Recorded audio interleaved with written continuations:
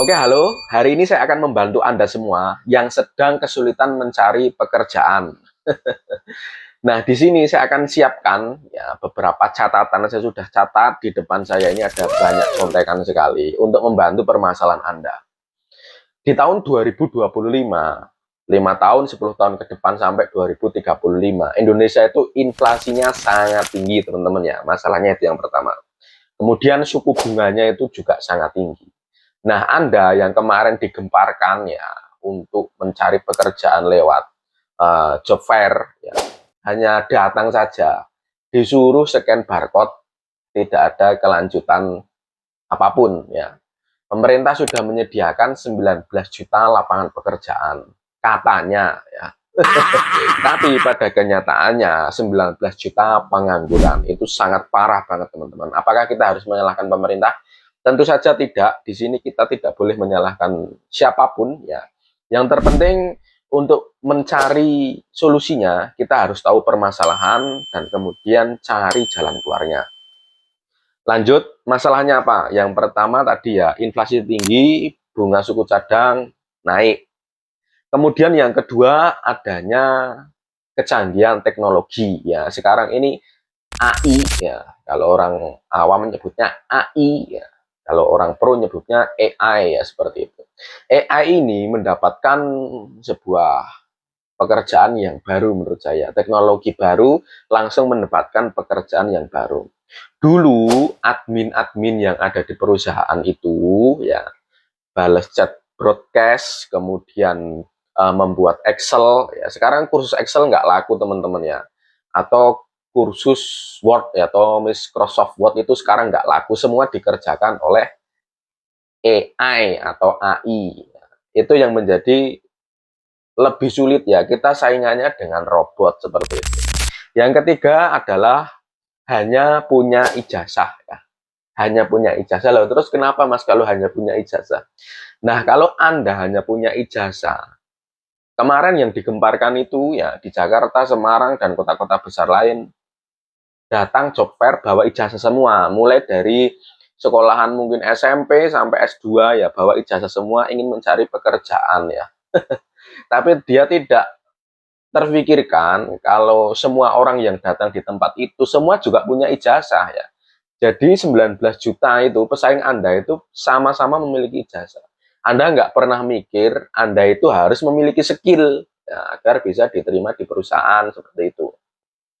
Itu masalahnya. Semua orang punya ijazah tapi tidak semua orang punya skill teman-teman. Ya, itu masalahnya ya.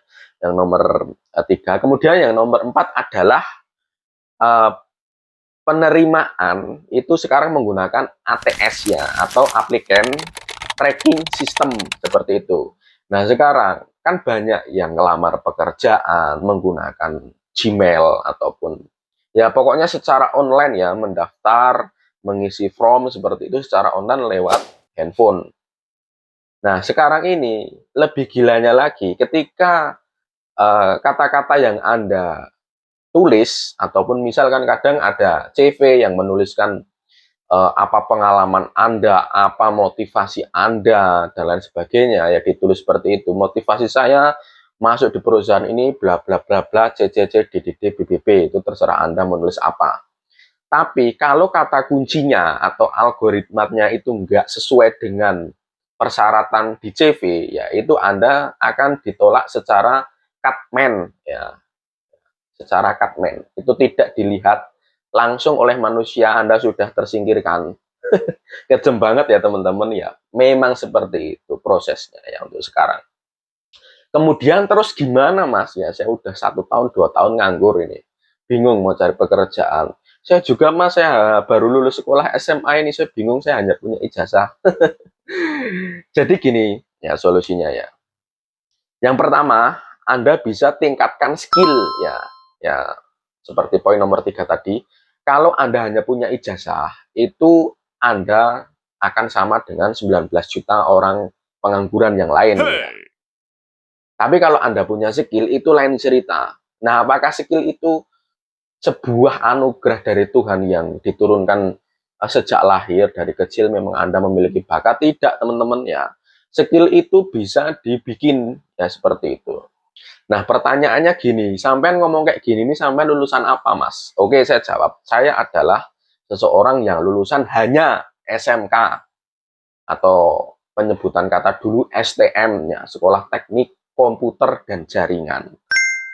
Nah, kemudian secara logika saya harusnya bekerjanya di mana, teman-teman? Ya, saya harus bekerjanya di networking ataupun instalasi di jaringan, ya, seperti mungkin saya bekerja di perusahaan IndiHome atau bekerja di perusahaan-perusahaan yang ada kaitannya dengan sekolah saya. Nah, pada kenyataannya yang sedang saya pakai ini adalah Behringer. Ini adalah salah satu brand dari audio system. Ya, apakah saya bekerja di sini? Tentunya saya tidak, ya. Malah saya bekerja sama dengan ini, ya, karena saya sering mendistributorkan produk-produk yang ada di tulisan ini. Seperti itu. Sesuai nggak sama jurusan yang saya sekolah dulu? Tentu aja nggak, ya. Jurusan saya itu hanya programming, ya, bahasa program, desain grafis dan lain sebagainya. Sedangkan saya sekarang menjadi audio man, ya, atau orang yang menggeluti di bidang suara atau audio seperti itu. Aneh nggak? Tentunya aneh. Kok kenapa sampean bisa, Mas? Karena saya mau belajar, ya. Saya mau kursus, saya mau menambah ilmu seperti itu. Belajar pun tidak harus, kursus juga nggak harus, teman-teman. Otodidak pun kalau Anda tahu caranya, Anda bisa, ya, seperti itu. Kalau saya campur, saya ada kursus, saya juga otodidak, seperti itu. Kemudian saya sering-sering bertanya terhadap orang yang memang sudah lama atau sudah kuno, ya.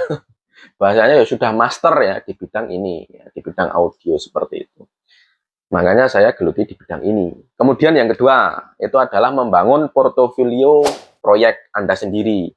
Contohnya seperti ini. Ini saya misal anggap saja saya pengangguran, ya. Anggap saja saya pengangguran dan kemudian saya tidak memiliki pekerjaan apapun. Tapi saya jago ngonten, teman-teman, ya. Saya jago menggiring beberapa orang untuk bisa percaya dengan saya seperti ini. Anda kan nonton saya ini kan berarti Anda sudah terbius dengan apa yang saya katakan, ya. Walaupun ini pun ya sebenarnya ya penting, teman-teman, ya. Tapi ketika video-video seperti ini, channel YouTube yang saya bangun seperti ini, saya ingin masuk nih di sebuah perusahaan, Anda bisa apa, ya? Oke, saya bisa memimpin tim, ya. Kemudian saya bisa mengelola untuk manajemen per orangnya, ya, atau SDM orangnya, ya. Anda lulusan apa? Saya cuma SMK. Nah, kalau tidak ada video seperti ini, dia untuk HRD-nya mungkin nggak percaya, teman-teman. Apa ya? Seperti itu. Ketika saya menunjukkan video-video yang sudah saya bikin, mungkin HRD-nya mungkin bisa terketuk, ya, untuk rasa-rasa ingin menerima saya, tapi tidak jaminan 100%. Tapi ini hanya penguatan saja. Nah, di bidang lain teman-teman juga bisa. Semisal Anda itu pengen bekerja di sebuah perusahaan yang mungkin membutuhkan karya pengecatan semisal, ya. Anda tidak sekolah cat semisal, tidak sekolah mengecat atau sekolah mewarnai, ya, entah cat kendaraan atau cat apapun lah, ya. Tetapi Anda memiliki beberapa bukti video, mungkin Anda aktif di TikTok, ya, follower Anda banyak atau dan sebagainya, Anda bisa tunjukkan dari portofolio Anda atau karya Anda. Pak, saya pernah untuk pengalaman untuk ngecat-ngecat di bagian seperti ini, saya menemukan beberapa warna yang menurut saya tidak bisa kita temukan, tapi saya mencampur warna A dengan B dan C, ini terjadilah warna ini. Oh, itu sangat luar biasa, teman-teman, ya. HRD-nya pasti ya kemungkinan 80%, 70%, ya. Mungkin 100% Anda mungkin bisa dipertimbangkan untuk diterima di perusahaan itu. Oke. Kemudian yang selanjutnya adalah yang nomor 3 itu sering-sering networking atau kumpul-kumpul, ya, cari-cari informasi. Kalau Anda itu sudah pengangguran, ya, hanya kerjanya di kamar, mainan handphone, mainan game aja, nggak pernah keluar, ya. Keluar itu dalam arti sosial. Semisal orang tua Anda, semisal Anda baru aja lulus ini, ya, lulus SMK, S1, ya, di rumah Anda sedang ada tamu, mungkin orang jauh, ya, masih saudara dan lain sebagainya. Anda ngumpet di kamar, ya, nggak pernah nemuin, ya, atau kita nggak sosialisasi atau sekedar menyapa say hi, ya. Itu nanti Anda susah untuk networking seperti itu, ya. Jadi informasi itu kurang ya teman-teman. Semisal gini lah ya. Mungkin ada saudara saya jauh lama tidak pernah datang, tiba-tiba main ke tempat saya, contoh ya. Kemudian datang di tempat saya, kemudian, oh gimana om kabarnya om, dari mana? Kok lama banget nih, kayaknya udah nggak main-main ke tempat kita, seperti itu semisal. Oh ya, Syaiful aku dari Jepang nih, habis ada proyek di sana, bla bla bla bla bla bla. Nah, terus berlanjut itu ya, ngobrol-ngobrol. Kiranya ada nggak ya pekerjaan yang seperti saya ini, saya habis lulus om, nggak ada pengalaman. Nah, kebetulan mungkin ya om saya ada kenalan di sana untuk penerimaan mungkin bocah-bocah yang baru lulus seperti itu ya. Dan di sana dibimbing, dibina, jadi teman-teman ya, dapat ya networkingnya. Itu contoh kecil aja, ya ini hanya contoh. Kemudian yang nomor 4 adalah yang paling kesimpulannya, ketika Anda semua sudah melakukan itu dan tidak ada yang berhasil, itu Anda terpaksa ya, terpaksa ini saya katakan ya, Anda harus usaha sendiri dong ya. Pekerjaan nggak ada yang diterima ya, atau lamaran Anda ditolak semua, nggak ada panggilan, ya bekerja sendiri dong, menjadi bos bos di perusahaan kita sendiri, walaupun perusahaan kita itu hanya mungkin sekelas pedagang ya, tidak ada masalah teman-teman ya. Asal Anda itu jangan gengsi. Kebanyakan anak muda sekarang ini gengsinya tinggi pol ya, tinggi ya. Saya sebagai anak muda, saya juga merasakan. Saya dulu ya, kalau belum kenal tentang ilmu-ilmu UMKM, kemudian usaha dagang seperti itu, saya sangat gengsi ya, saya sangat malu untuk berdagang. Nah, padahal justru UMKM atau dagang ya, kecil-kecilan aja lah, nggak usah besar-besaran. Itu justru untungnya itu malah nggak kalah juga sama orang yang bekerja seperti itu. Sebenarnya seperti itu. Loh mas, tapi kalau dagangan ya nggak pasti. Kadang sehari dapat 100.000, kadang ya juga nggak ada yang beli, semisal seperti itu. Ya nggak apa-apa teman-teman ya. Anda mungkin bisa kuasai itu. Anda bisa rintis itu. Itu namanya rintis. Nggak harus Anda dagang 1 hari, 2 hari langsung rame. Kemudian Anda menjadi orang yang super kaya, itu nggak ada teman-teman ya ilmu seperti itu. Kalau Anda bekerja itu kan juga sama, meniti karir ya di perusahaan orang. Semakin Anda giat bekerja, semakin orang itu memiliki banyak koleksi mobil-mobil baru seperti itu. Tapi kalau Anda bekerja sendiri, walaupun mungkin ya penghasilannya nggak sebesar yang diimpi-impikan, tapi Anda bisa belajar di situ, Anda sosialnya akan lebih jos seperti itu ya, lebih bagus ya, bahasanya kok jos. Kayak bahasa-bahasa orang uraan aja ya.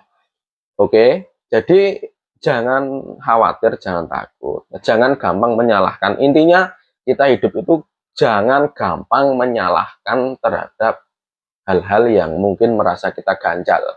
Misal kita, ini kota pemerintah kok 19 juta lapangan pekerjaan. Nah pada kenyataannya nih gimana nih, lamaran nggak ada yang diterima, itu kita nggak boleh gitu teman-teman ya.